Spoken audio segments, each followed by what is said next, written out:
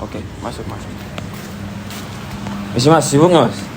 Ada apa ya mas? Ini saya ada tugas dari kampus, disuruh untuk mewawancari salah satu orang yang memiliki bisnis di daerah-daerah sini. Boleh nggak mas? Silakan. Kalau boleh tahu nama masnya ini siapa mas? Ya bisa dipanggil nama saya Armando. Armando. Ya. Nama usaha ini kalau boleh tahu apa ya? Nama usaha saya Minimarket Bararama. Udah jalan berapa lama? Sekitar 6 tahun. 6 tahun? Ya baru ngerintis. Oh, lama juga ya? Ya begitulah. Terus masnya gimana cara masnya untuk berpegang sama prinsip etika pada memimpin bisnis ini? Kalau untuk memimpin bisnis, ya. Bila memimpin, saya tekankan pada karyawan saya. Kalau mereka mau bekerja, silakan datang. Oh, Bagi yang rajin, saya pertahankan. Bagi yang malas, saya cut. Saya pecat. Jadi dipecat. Saya berhentikan. Begitu saja sih. Ini kita pertanyaan selanjutnya, kalau ada masalah nih mas, Ya. entah sama tim atau rekan bisnis atau sama karyawan, biasanya mas ngadepinnya gimana itu? Ada trik khususnya apa enggak? Untuk trik khusus, saya tidak punya sih. Tapi terkadang saya komunikasikan dulu dengan orang yang bersangkutan, orang yang bermasalah dengan siapa saja. Jadi nanti saya bicarakan, saya selesaikan masalah mereka, atau bisa dibilang saya jadi orang penengah gitu. Pas lagi ada situasi genting mas, Ya. yang bisa ngaruh ke bisnis tuh kamu biasanya gimana? Kalau lagi situasi genting, putusannya tuh kayak gimana? Sejauh ini kalau situasi genting nggak ada ya. Terkadang cuma orang-orang ngutang aja sih. Oh, masalahnya di utang. Ya, jadi saya sekarang tidak mau kasih utang-utang lagi. Bikin bangkrut mas, serius. Kalau misalnya kan mas ini punya karyawan ya? Iya, punya. Saya punya karyawan 3 orang.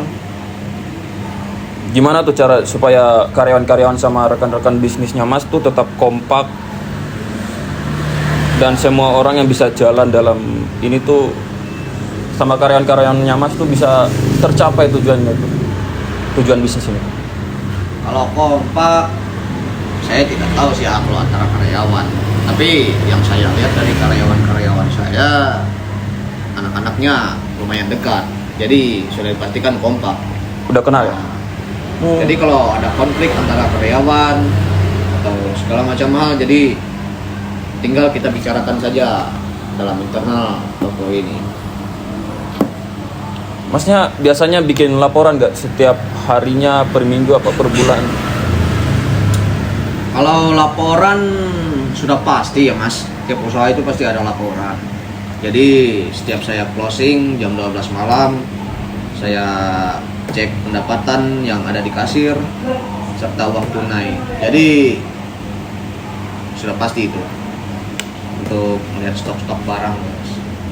Oke, kayaknya mas kita jeda dulu ya, ada orang mas. Oke. Oke mas, kita lanjut yang tadi ada gangguan sedikit. Yang pertanyaan yang tadi tuh, reward apa saja yang masnya kasih ke karyawan? Kalau reward, namanya juga saya toko kecil ya mas, bukan perusahaan besar. Jadi kalau reward khusus saya tidak ada.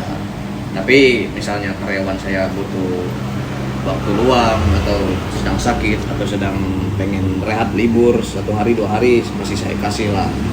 Kalau untuk reward ya gaji juga itu kita masuk reward ya, begitulah. Terus itu ngaruh nggak ke semangat kerja mereka? Ya kalau semangat itu dari diri masing-masing ya mas. Maksudnya namanya juga kerja ya. Kalau karyawan atau sampean siapa gitu semangat ya kerja aja. Kalau ya nggak ada semangat kerja di sini ya berhenti aja, nggak apa-apa. Semoga saya cari karyawan lain mas.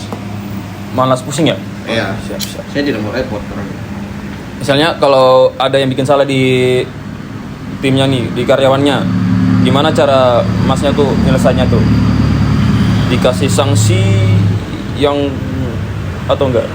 Oh, kalau masalah ya, masalah problem yang ada di toko tergantung mas. Saya tanyakan dulu, saya lihat-lihat dulu masalahnya apa.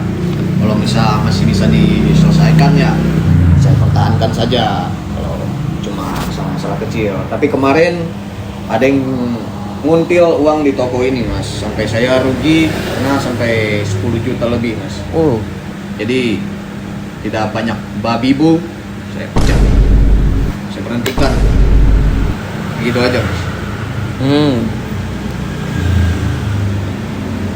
Kalau masnya nih punya visi misi khusus nggak buat bisnisnya itu?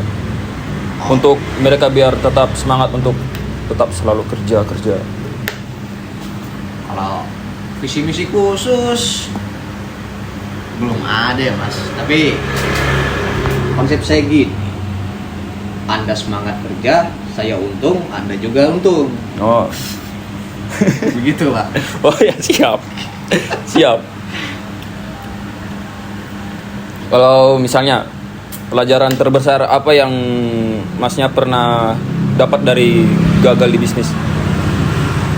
Sejauh ini gagal ya dalam lingkup bisnis saya, gitulah, tidak jauh dari hutang piutang. Lalu seperti yang saya bilang sebelumnya, ada karyawan yang nguntil uang sampai saya rugi 10 juta tadi.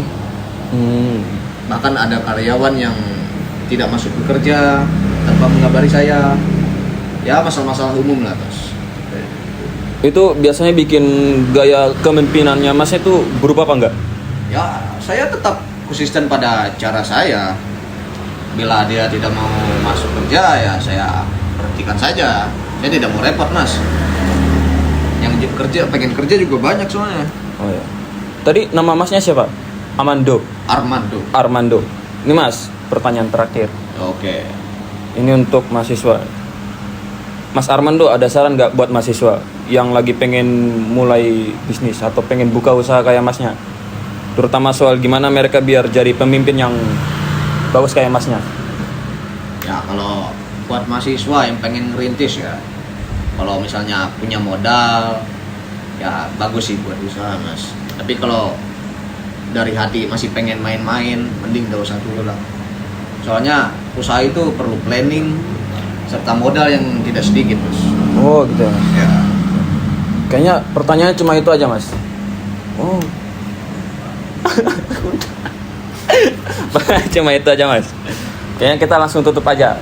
Kasih mas. Kayaknya mau beli dulu. Ya enggak tutup lah mas. Saya mau closing video. Oke. Saya mau beli rokok dulu. Ya. Rokok apa mas? Rokok Surya 1 saja. Ketengan. Wah miskin kali kok mas. Nggak apa-apa. Yang penting kan uang.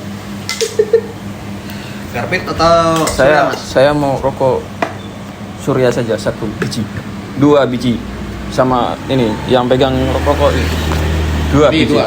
Ya 2. 5.000 mas. 5.000. Yo. Saya